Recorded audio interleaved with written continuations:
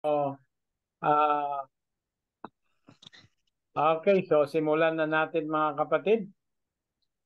Bigyan na natin ng panahon si kapatid na Ritoya for his 7 minutes presentation sa kanyang paksa na tatayuan, patutunayan ng GBCO na ang kaligtasan ay sa pamamagitan lamang ng gawa ayon sa Biblia. Ang timer mag-start kung ang speaker ay mag-start na pong magsalita. Okay po, salamat po moderator.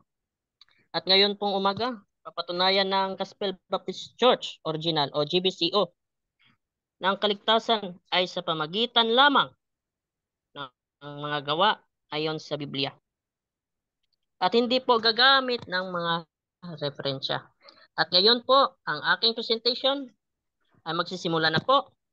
At meron po tayong tatlong patotoo o tatlong yugto na ang kaligtasan ay sa pamagitan ng mga gawa ayon sa Biblia. Unang yugto po, mababasa natin sa 1 Pedro 1:20 na nagsasaad doon sa talata na plinano ng Diyos ang kaligtasan. Pag sinabi po na plinano ng Diyos ang kaligtasan, pagpapakita po yun ng gawain kung papaano niya tutubusin ang tao sa kasalanan. Kung sabihin natin na ang pagplano ay hindi gawa, mali ang ating tindig natin. Kung gayon po, pero nakatindig po ito at napatunayan na ang plano o pagplano ay gawa. Ito po ay nagpapatotoo sa Biblia kung paano niya ito gagawin para matubos ang tao. At sa pangalawang yugto po, tinupad ng Diyos ang kanyang plano. At mababasa natin ito sa John 3:16 at Romans 6:23 na binigay ng Diyos ang kanyang bugtong na anak bilang kabayaran ng kasalanan. Pansinin po natin ang word na binigay. Yun po ay nagpapakita ng action o gawa. Meaning, ginawa ng Diyos na ibigay ang kanyang bugtong anak para sa kabayaran ng kasalanan ng tao. At ang kaloob o regalo ng Diyos ay buhay na walang hanggan. Ito po ang paraan ng Diyos para maligtas ang tao sa kasalanan. Dito po maintindihan natin na ito'y gawa para sa kaligtasan. At napatunayan sa pangalawang yugto na ang kaligtasan ay sa pamagitan ng gawa. Gawain ng Diyos sa pagliligtas. At ang huli, at ang pangatlo, yugto, ang kahuli-hulihan, ang kabutihan ng Diyos, ang umakay sa tao upang magsisi. Mababasa din natin sa Romans 2:4 na nagsasaad sa talata na dahil sa kabutihan ng Diyos ay nagsisi sa tayo ay nagsisi sa ating mga kasalanan. Kaya ang repentance ay resulta pa rin ng gawa ng Diyos. Lahat ay gawa ng Diyos para maligtas ang tao sa kasalanan. Dito ang tatlong nagpapatotoo. Tatlong yugto na napapatunay ang kaligtasan ay sa pamagitan ng mga gawa at ang conclusion. Kaya madali lang ang ating presentation. Dito malinaw na pahayag sa kasulatan na ang ating kaligtasan ay mga gawa ng Diyos. Kaya napatunayan ngayong umaga ang paksa na papatunay na ang Gospel Baptist Church o GBCO na ang kaligtasan ay sa pamagitan lamang ng mga gawa ayon sa Biblia at hindi gagamit ng mga referensya. At yun lang po, salamat. Ibalik ko na sa moderator. Okay, maraming salamat. So, yun po ang patutuo or pagpapatunay ng Gospel Baptist Church Original sa pamamagitan ng kanilang representante na si Assistant Pastor General Retoya Roberto. So, yun po ang kanyang pagtindig sa paksa na patutunayan ng GBCO na ang kaligtasan ay sa pamamagitan lamang ng gawa. Ito ngayon ay panahon na sa cross-examination at ni-waive na po ng ating speaker ang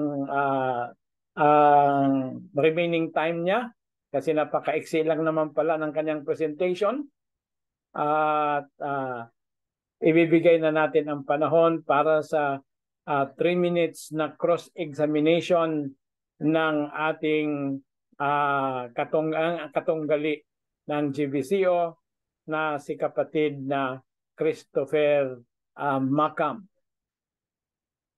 Kapatid na Christopher, panahon na po for the cross-examination.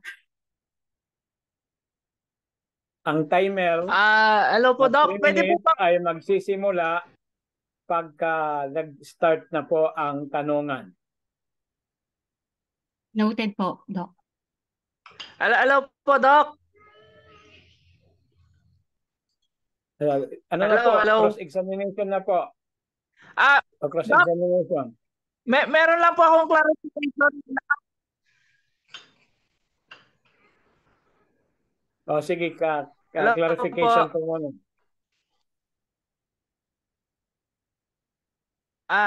Okay po. Doon po sa aming paksa na pinag-uusapan, medyo naguluhan lang po ako. Ano po? Kasi doon po sa presentation ni kapatid, ang pagkakaunawa ko doon sa aming paksa ay ang kaligtasan ay sa pamamagitan lang ng gawa. Which is yung gawa po na sinasabi po doon ay yung pong sa pamamagitan ng gawa natin, hindi gawa ng Diyos. So, okay, ano po ba yung sa paglilinaw? Ang paksa po ay kailangan i-analyze at bago pirmahan. So dahil pinirmahan mo yung paksa, so wala na tayong magagawa doon. Kasi tinanggap mo ang paksa as is.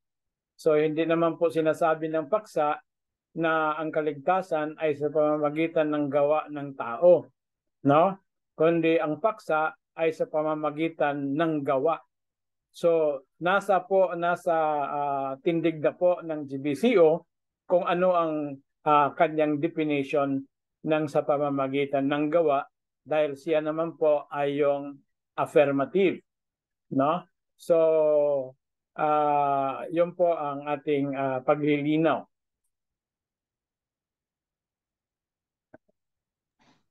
So, yun po ang paksa, ano po, Doc. Ito po ay sa gawa, which is very general. Pero siya. So, kasi kung sakaling wala kang itatanong, kapatid na Macam.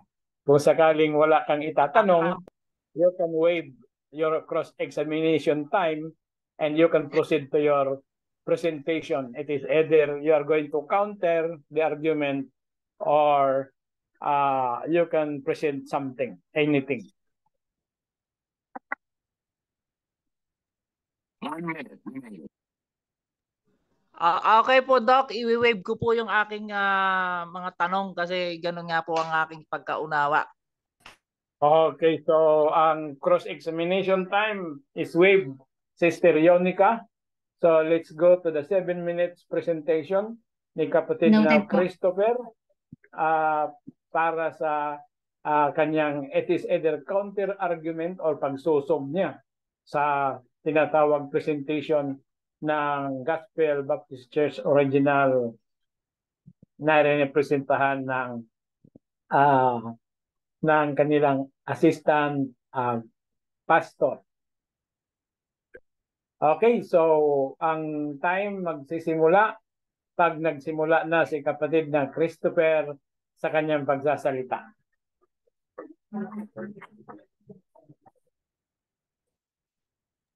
Okay, Doc.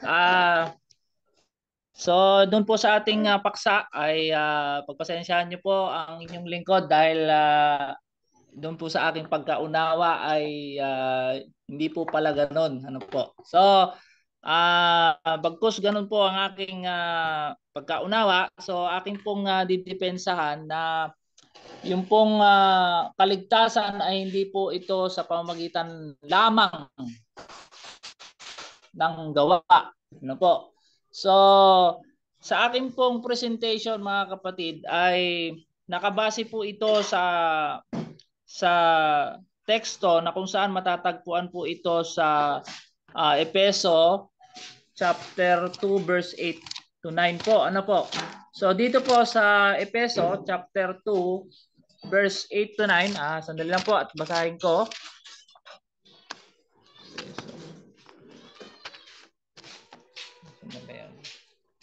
Objection po. Pwede po mag-object.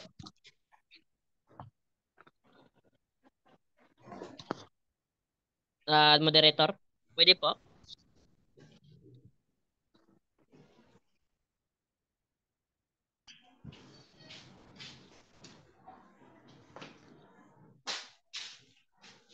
Wala ata ang moderator. Moderator daw po, may objection. Okay. Naka-off pala yung aking microphone. Ano po yung objection bago Moderator daw po. Pa-stop po ng timer. Ano pong yung objection? Ang objection ko, di ba, pa negative siya, gigibain niya ang aking presentation. Bakit po siya ang nagpapayag? Okay. So, ang objection po, kapatid na Rakam, is that siya po ay na demand, no? Na dapat gibain mo ang kanyang presentation dahil yun po ang paksa.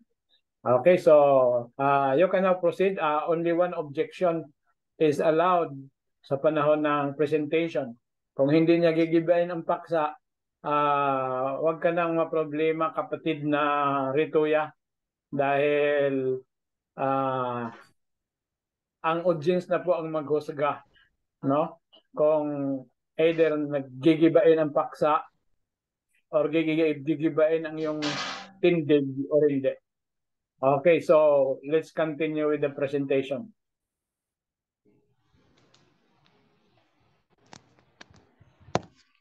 Hello po. Continue na po ba, Doc?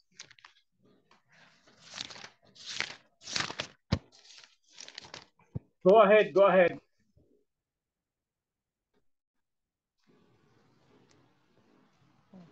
Okay. So, sabi po dito sa talata, Efeso 2, 8 hanggang 9, ay nakasaad po dito na ang sabi po dito, sapagkat sa biyaya kayo'y nangaligtas. Narinig po ba? Narinig po? Ulitin ko po, sapagkat sa biyaya kayo'y nangagligtas sa pamagitan ng pananampalataya at hindi ito'y sa inyong sarili. Ito'y kaloob ng Diyos. Hindi sa pamagitan ng gawa upang ang sino man ay wag magmapuri. So dito po mga kapatid, ipinapaliwanag sa atin na ang kaligtasan natin ay hindi po ito makukuha sa pamamagitan lang ng gawa. Ano po? Which means kumbaga sa isang ilustrasyon, ano po, sa kaligtasan ay hindi po natin matatanggap o marireceive ang kaligtasan sa pamamagitan ng gawa. Sapagkat doon po sa kaligtasan na inaalok sa atin ng Diyos, ay bago pa po ito ialok sa atin ng Diyos o ibigay sa atin ng Diyos, ito po ay ganap na kaligtasan na. Ibig sabihin, wala pong parte tayo doon sa tinatawag na kaligtasan. Ibinigay na po ito, ang ating parte lamang po ay yung pong tinatawag na pagtanggap. So ibig sabihin, kung ang ay ilalagay po natin sa isang illustration na ang kaligtasan na isang bola ng basketball, at ipagkakalob sa atin ibig sabihin yung bola na yon ay tapos na. Ano po? Wala na po tayong part doon sa tinatawag na kaligtasan. Ang magiging response na lang natin upang tayo ay magkaroon ng kaligtasan ay yung pong pagtanggap. So, malinaw po dito na sinasabi rin po sa Galatians chapter 2, ano po, babasahin ko lang, chapter 3, kung titingnan niyo po sa 1 to 12, pero basahin ko na lamang po yung verse 11. Ano po? Ngunit maliwanag na walang sino mang pinapaging matuwid sa harap ng Diyos sa pamagitan ng kautusan, sapagkat ang matuwid ay mabubuhay sa pamagitan ng pananampalataya. So ibig sabihin doon mga kapatid, yung pong ating pananampalataya ay isang susi. Ano po? Upang magkaroon tayo ng kaligtasan. Hindi po yung sa pamagitan ng pagsunod o kaya naman yung tinatawag na paggawa. Kasi kapag tayo ay sumusunod sa Diyos o sa kautusan po pala, ay ito po ay ang ibig sabihin lang po nito ay tayo ay gumagawa. Ano po ba? Doon po tayo pumapasok doon sa paggawa, doon po sa pagsunod sa kautusan. Pero sinasabi sa ating talata dito po sa Galatians chapter 3, ano po, verse 11, na tayo daw po kahit tayo ay sumunod sa kautusan o sa pamagitan ng gawa o paggawa ng kabutihan, dahil nga po doon sa ating pagsunod sa kautusan, nakikita natin yung kabutihan doon, ano po, yung pag-ibig natin sa Diyos at sa pag-ibig po natin sa kapwa. Pero ang sabi po doon na hindi daw po yun ang kaparaanan upang tayo ay maging matuwid. Ano po? Sa paningin ng Panginoon o ng ating Diyos, na kung saan doon daw po natin makikita yung o matatanggap yung kaligtasan. Mali po. Ang sinasabi po doon mga kapatid, na kahit tayo daw po ay sumunod sa kautusan o doon po sa tinatawag na gawa, ano po, na resulta ng ating pagsunod sa kautusan, ay hindi daw po ito yung makakapagligtas sa atin. Ano lamang daw po? Yung daw pong biyaya lamang ng ating Panginoong Hesus. Ngayon po, paano po ba tayo maliligtas sa biyaya ng ating Panginoong Hesus? Ano po? Ang ibig sabihin po noon, kasi kapag tinanggap mo yung biyaya ng Panginoon, ano po, ay yun po yung tinatawag na katwiran ng Panginoon. Na ibig sabihin na ibibilang sa iyo yung katwiran ng Panginoon. Pag tinanggap natin ang Panginoon bilang Panginoon at tagapagligtas natin, ano po, Last 30 yung katwiran seconds. ay ano daw po, ay naisusuot sa atin. Ngayon, pag tinignan tayo ng Diyos, ano po, sa ating kalagayan na tayo po ay marumi, makasalanan, ngunit pag tinanggap natin ang ating Panginoong Jesus bilang Panginoon tagapagligtas natin, ay naisusuot daw po yung tinatawag na robe of righteousness. Yung pong ano tawag doon sa Tagalog ng robe? Damit ng Time's up, righteousness. Brother Macam. Time's up po. Ay, okay po. Okay, maraming salamat at napaka-dynamic din po ng discussion. No? So, ngayon po, dadako tayo sa cross-examination na 3 minutes na nagtatanong po ang ating affirmative doon po sa presentation ng negative. Okay? Panahon na po ni kapatid na Rituya upang magtanong. First question, sabi mo kasi na hindi ka na o hindi sa pagtupad ng kautusan sa kaligtasan. Ang tanong ko, tumutupad ka pa rin ba sa kautusan o hindi? Categorical.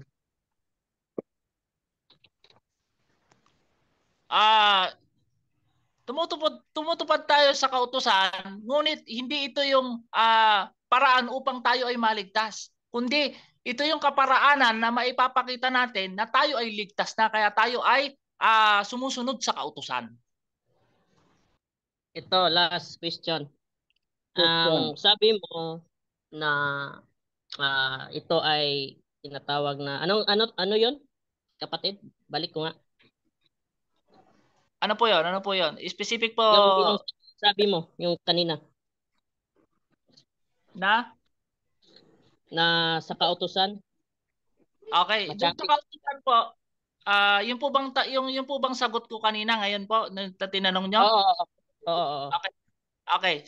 Tumutupad tayo o sumusunod tayo sa kautusan hindi para maligtas, kundi para maipakita yung bunga ng kaligtasan na tinanggap natin kay Kristo. Kumbaga para sa isang mag-asawa, kunyari kung kayo ay mag-aasawa na o nag-asawa na, siyempre may mga rules yan eh, ano po. Sasabihin ng isang yung asawa mo, mag-asawa na tayo, bawal na yung mambabae ka. Itong question ko, bakit ka patutupad ng kautusan kung naligtas ka naman pala sa biyaya ng Diyos? Bakit po ganyan po? Ang tanong niyo po bakit kailangan patutupad? Bakit ka patutupad kung ligtas ka na? Yan po. Okay. So, ang tanong ko diyan, ang sagot ko diyan kapatid, kailangan nating sumunod sa kautusan dahil nga po ikaw ay ligtas na, ano po? So kailangan mo ng resulta ng kaligtasan para maipakita mo sa lahat o sa iyong sarili din o sa Panginoon na ano ba yung bunga ng kaligtasan para sa iyo. So kailangan mong magkaroon ng kautusan upang sa ganon, makita mo rin na yung kaligtasan na tinanggap mo, maipakita mo yung bunga sa pamagitan ng pag-ibig mo kay Kristo, sa kapwa mo, kasi doon nakapaloob yung dalawang kautusan, ang pag-ibig mo sa Diyos at sa kapwa. So kung walang kautusan at hindi ka susunod sa kautusan, paano mo ngayon masasabi na ikaw ay ligtas? O paano masasabi na ikaw ay nagmamahal sa ating Diyos at sa ating kapwa kung walang kautusan? Brother, ito ang last question ko. Meron ka bang nabasa sa talata o sa mga talata na binigay mo na bunga ang kautusan? Saan po sa talata na binigay mo? Yan ang last question ko. At salamat po. For cross-examination. Okay, wala na pong panahon. Bigyan pa rin natin ng bonus na sagutin na lang yung question. Pakiulit nga po yung tanong, kapatid.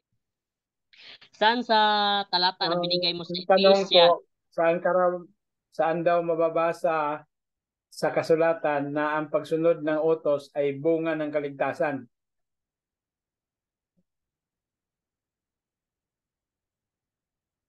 Okay. So, doon po sa sinabi sa talata na binasa ko ay specifically wala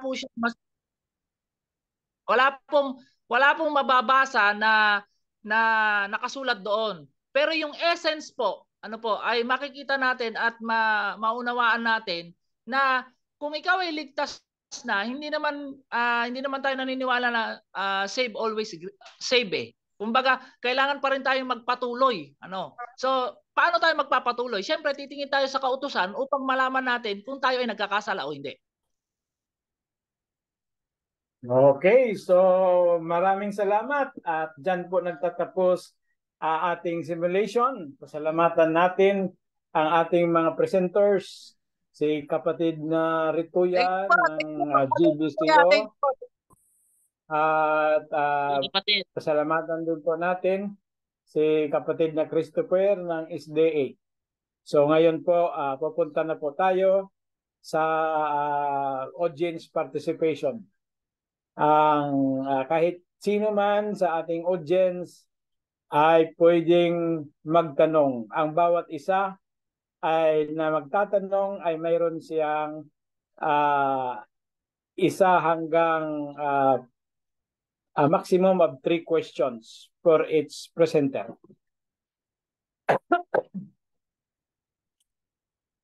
Mauna ako, Dok. Okay.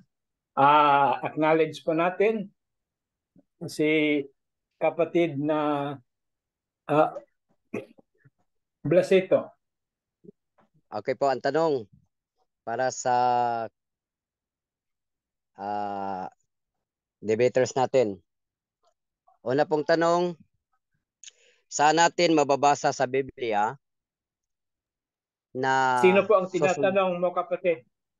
Si kapatid na Rituya. Sige po. Saan po mababasa sa Biblia na susundin natin ang utos ng Diyos ang 10 utos dahil ito po ay kaagibat ng ating kaligtasan? Saan po? Ang sagot ko po, wala sa paksa, wala sa aking presentation na ang kautusan ay kaligtasan. Yun po. Follow-up Okay, question po. i-revise ang tanong. I-revise ang tanong kasi wala nga po sa paksa ni Rituya ang pagbanggit ng 10 utos o anumang kautusan. Next question. Okay po. Ang tanong, Siguro wala baka gusto mong ibigay doon sa kay kapatid na Christopher kasi siya yung nagbanggit ng kautusan. negative si Rituya? Positive ako doon. Affirmative. Affirmative. Affirmative. Affirmative. Pero ibang gawa ang kanyang tinalakay. Gawa ng Diyos. Sige. Oo. Punta natin sa negative side.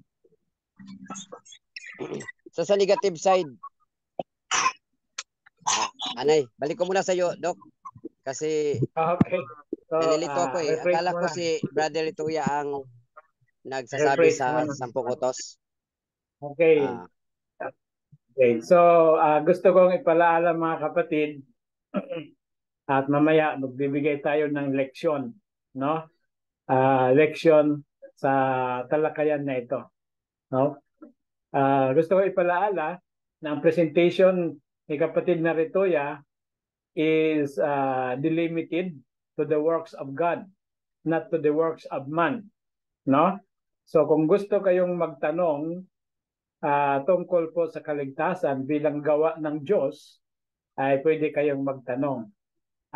Doon naman sa inilatag ni kapatid na Christopher na ang kautusan ay bunga ng kaligtasan, ay pwede rin po kayong magtanong. Okay? So, ang panahon ay nasa inyo na po upang makapagtanong sa ating audience participation. So, meron pa bang gustong magtanong? Meron pa tayong 8 minutes for audience participation.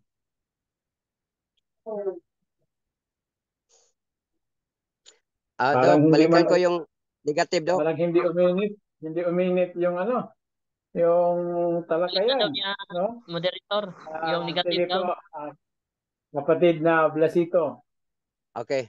Tatanungin ko po yung negative side kasi nagpe-present siya na ang kautusan ay bunga ng kaligtasan. Tanong ko po para sa kanya. Ang tanong ko po para sa kanya, saan mo mababasa sa Biblia na ang kautusan ay siya bunga ng ating kaligtasan?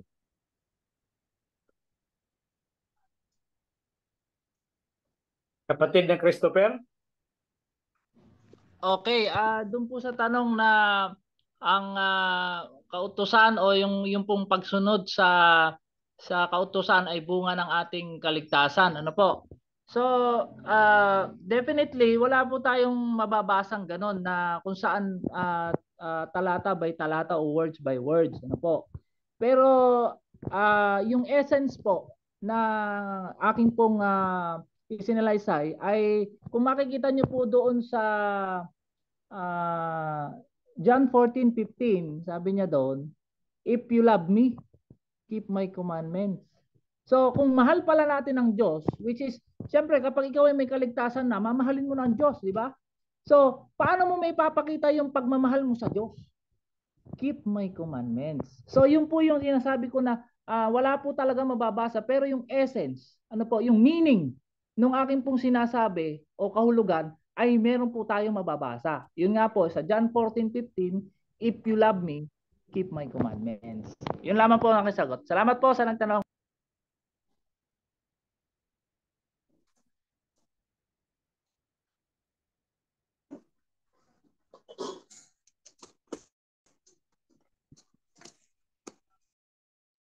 Tatlong tanong po, Doc, no?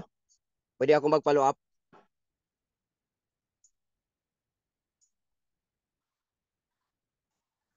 Pwede kapatid, pwede. Tanungin Okay. mo siya kapatid. Okay, follow-up nga tanong ko po, follow-up question po. Sabi mo kanina wala kang mababasa maliban sa may essence na tinutukoy mo. Wala kang mababasa word for word or talata ng talata. Ibig mo bang sabihin ikay nagpapatunay kahit wala kang nabasa?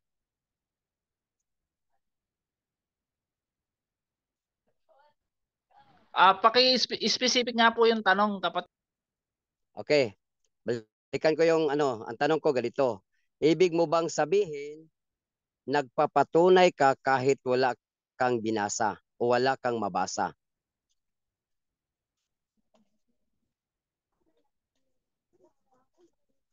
So, ang tanong niyo po ay pinatutunayan ko kahit hindi ko nabasa by word or by letra po. Yun po yung ibig niyo po sabihin, ano po? Ganun po. So, katulad po ng aking sinabi, kapatid, yung pong sinasabi nyo kasi is very general. Ano po? Na kung talagang wala kang nabasa, paano mo papatunayan? Ano po? Pero yung aking pong sagot, kapatid, ay yun nga po sinabi ko, wala tayong mababasa na letra by letra, pero yung essence o yung meaning ay kahulugan po nung tinatanong nyo ay merong mababasa. Kaya nga po sinabi ko sa John 14:15, if you love me. So, kung ikaw naman, 'di ba, pag ikaw ay ligtas na, paano mo mamahalin ng Diyos? Sabi niya, keep my commandments. Kaya yung essence po, yung meaning po na sinasabi nyo o sinasabi ko ay nandoon. Pero yung letra by letra, ang sagot ko po ay wala. Pero yung meaning po ay meron. Last question po. Sabi mo, ang meaning ay meron. At ginamit mo yung John 14:15. If you love me, keep my commandments. Diyan ba sa John 14:15, sinabi ba ng Diyos na if you love me, keep my commandments dahil iyan ang kaligtasan mo? Sinabi o wala? Okay. Sabi ko nga po, kapatid, katulad din po ng tanong nyo kanina na parang gusto nyo makita ay yung letra by letra, ay sasagutin ko po uli sa inyo. Parang ganito lang po yan. Ano po? Doon po ba sa 10 commandments natin, meron po bang nakalagay na huwag kang magdodroga? Wala po, ano? Pero kapag tinignan niyo po yung meaning nung sinasabi po doon, meron. 'Di ba? Kasi kapag nagdroga ka, sinisira mo ang katawan mo. O, edi papasok sa you shall not kill. And then papasok din po doon yung you shall not have others God before me. 'Di ba po ba? Nandoon yung meaning pero hindi mo mababasa letra by letra na may ano po, huwag kang magdodroga. So yun po yung aking ibig sabihin lang, kapatid, na although hindi natin nakikita yung letra by letra, pero kung nandoon yung meaning, ano po, yun po kasi ang mahalaga doon yung meaning eh. Ano po? Siguro po sa akin po yung po yung aking palagay, ano po. Mas mahalaga pa rin yung Sige po, meaning, salamat po. yung letra by letra na sinasabi po natin. Thank you po. God bless po to sa nagtanong, kuya. Thank you po, thank you.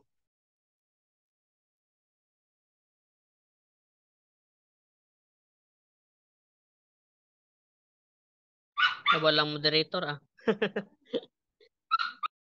Ikaw na lang, bro. Nakamute si Doc. Okay, nagsalita pala ako pero wala pala akong hindi nakamute pala ako. Okay, so pasalamatan natin ang mga nagtatanong at ang mga tinanong, pero meron pa tayong last na lang na kung sinong gustong makakuha ng privilege sa pagtatanong.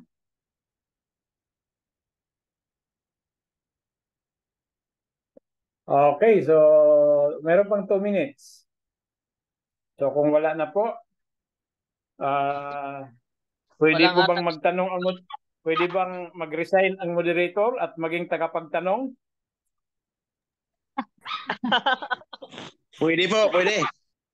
Pwede. Nakabias po, JBCO yan eh. Walang SDA nagtatanong sa akin Okay, so Okay, so nag-resign na po ang moderator kasi ang moderator ay Pastor General ng GBCO eh. Ayos na. Disqualified. Disqualified. Nag-resign na eh. Nag-resign na. Okay, so Hindi na lang po ako magtatanong. Okay. Kasi ganun ko lang naman yung tanong din eh, no? May mababasa ka ba na ang pagsunod ng 10 utos ay bunga ng ganun pa rin yung tanong ni kapatid na Blasito.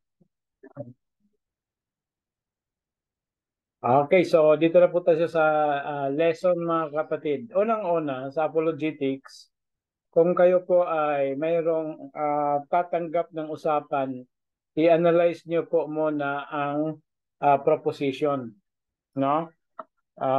Ang proposition mga kapatid is carefully designed sa nag-propose, no?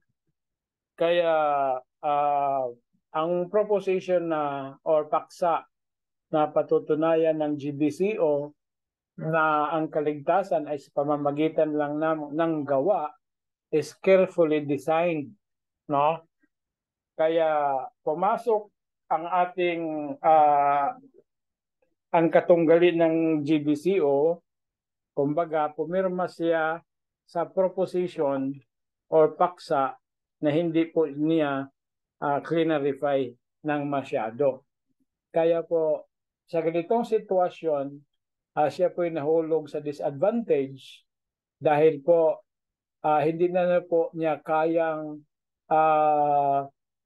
gibain ang paksa na supposed to be ang kanyang role as a negative speaker ay gibain ang tinitindigan ng katunggali. So, yun po ay napakamahalagang leksyon mga kapatid na ang proposition or paksa sa Bisaya ang tawag diha ay tima, no? Importante kaayo mga igsoon. Kinahanglan nga ang tima nga imong pirmahan ay malinaw na kaya mong panindigan ayon sa sulat na talata.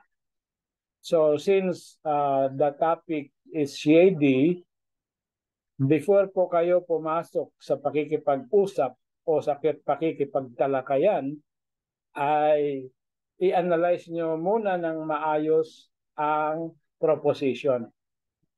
Okay. So, ang proposition ay may mga level of difficulties. Mayroon first level or mayroong simple or first level of difficulty. Mayroon din tinatawag second level of difficulty. So, sa susunod, i-discuss natin ang level of difficulties ng mga proposition para mababantayan yung mga kapatid. Kasi pag ang proposition ay mayroon tinatawag second level of difficulty, ay you will be exerting much effort para ito ay sang-ayunan or gibain. Sang-ayunan kung ikaw ay tatayo as affirmative at paggigiba kung ikaw ay tatayo ng affirmative. So, in that case, dapat malinaw ang proposition. Supposed to be, ang proposition should be patutunayan ng sabihin natin, Gospel Baptist Church pa rin, no? Patutunayan ng GBCO na ang kaligtasan ay sa pamamagitan ng pagsunod sa kautusan ayon sa Biblia. Yun po ay malinaw mga kapatid. Paboritong itatayo yan, titindigan yan. I mean, gigibain yan ng mga nasa evangelical side ng mga proposition. So, pag yan po ang iyong proposition, ay may hirapan ka po, kapatid, pag nagbigay. Kung ikaw ay SDA, mahirapan kang tumayo sa ganun. Huwag kayong tatayo sa mga ganoon na mga proposition na patutunayan mo na ang tao ay maliligtas sa pamamagitan ng pagsunod ng kautusan. Ang magandang paksa ay yung paksa na tinindigan ni kapatid na Professor Camacho na ang pagsunod sa kautusan ay bunga ng kaligtasan. Yun po ay mayroong laban, no? Kahit walang litra por litra na mababasa mula sa Biblia na ang kautusan ay bunga ng kaligtasan, pero yung meaning o yung essence ayon sa sagot na binigay ni kapatid na Christopher, yun po ang magandang punto, no? Okay. Dahil ang katotohanan ay hindi lamang inilahad ng Biblia sa pamamagitan ng mga explicit expressions of the scriptures, kundi mayroon din tinatawag implicit presentation of meaning. Meaning to say, hindi po siya litra por litra, pero the truth is implied. Parang ganun lang, no? Pag tinanong ka kung si Kristo po ba ay nabasa nang siya'y binyagan, so wala ka pong mababasa na si Kristo ay nabasa nang siya'y binyagan. Mayroon po ba? Wala. So wala pong litra por litra, walang explicit expressions of truth, no? Na siya ay nabasa. Pero dahil siya po ay bininyagan sa Jordan River at siya po ay anong tawag diyan? No, kanang gilunod ba unsa tawag ani?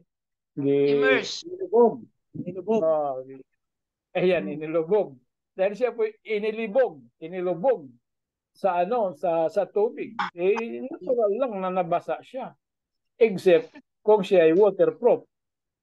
Okay, so yun po mga kapatid. Okay? So, lesson, i-analyze ang proposition bago po tindigan. So, maraming salamat for your participation. Thank you. At ang panahon ay ibigay na natin. We'll have 3 minutes break para sa Bisaya para makasukad o mga pagkaon mabutang sa plato dahil ang ating speaker ay nakahanda na upang talakayin ang ating CCC 400 yata yon, no, which is biblical counseling. At ang ating resource person ay ang ating paring National Director, Chaplain Lieutenant Colonel Dr. Leah B. Madrid. 2 minutes break before she starts the discussion. Doc, gusto ko pong pasalamatan si Brother Retuya sa magandang experience. Thank you, Brad. Doc, makisingit habang break. Tungkol kay kay Retuya kanina.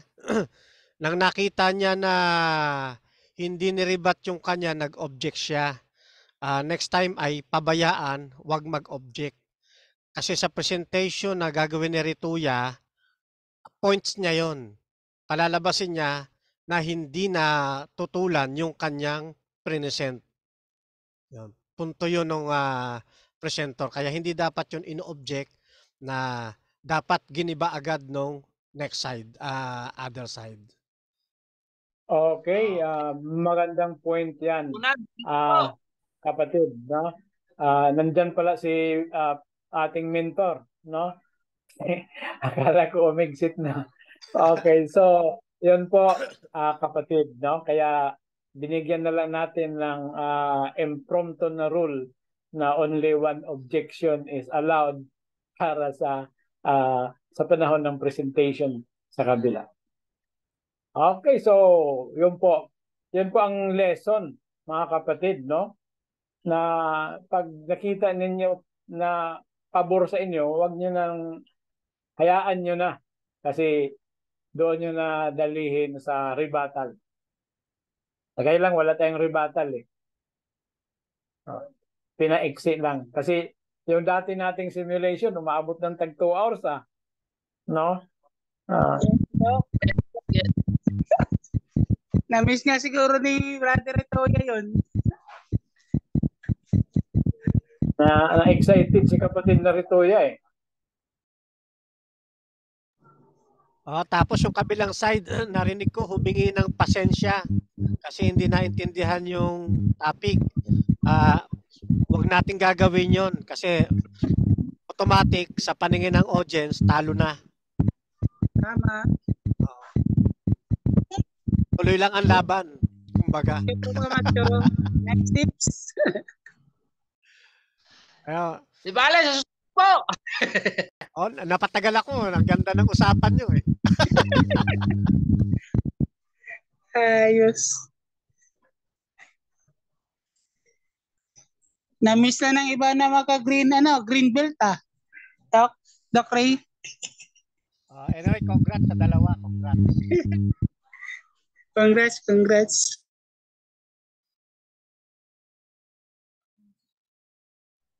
Kain tayo. Kain.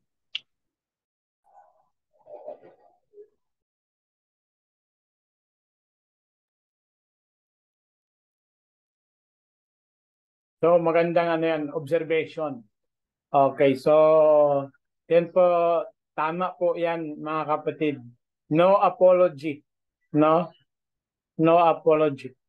Kasi ano ka na, pag totoong kalaban yan, kukutsain ka na. No? Pag sinabi mong hindi mo naintindihan ng talata, ang paksa ay talagang lalo na pag ang iyong katunggali ay mapagkotsa, ay madadali ka talaga.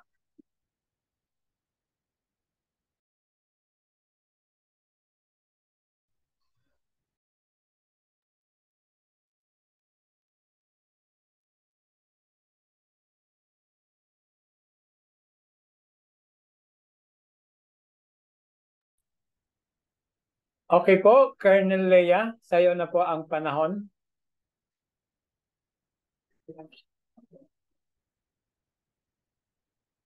May tip po tayo. Tip.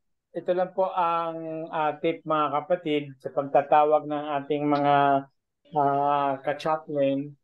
Okay, mayroon pong dalawa na hindi mo babanggitin ang unang abbreviation sa rank, no? Yung Lieutenant General or Brigadier General at saka Lieutenant Colonel. Hindi lang po dyan sa First Lieutenant at saka sa Second Lieutenant. Pag binanggit mo ang First, Second, Lieutenant, Colonel at saka Brigadier at saka yung Lieutenant General or Lieutenant General, mababanggit mo lang yan if you are not addressing the person directly. Okay, nakuha niyo mga kapatid. If you are not addressing the person directly, pwede niyong sabihin, si Brigadier General, si Lieutenant General, or si First Lieutenant, or si Second Lieutenant. Yun po ang pagbanggit. Pero if you are talking directly to the person, you do not say First Lieutenant, kundi sabihin mo lang kaagad na Lieutenant. Or kung siya po ay Lieutenant Colonel, then you address him or her directly.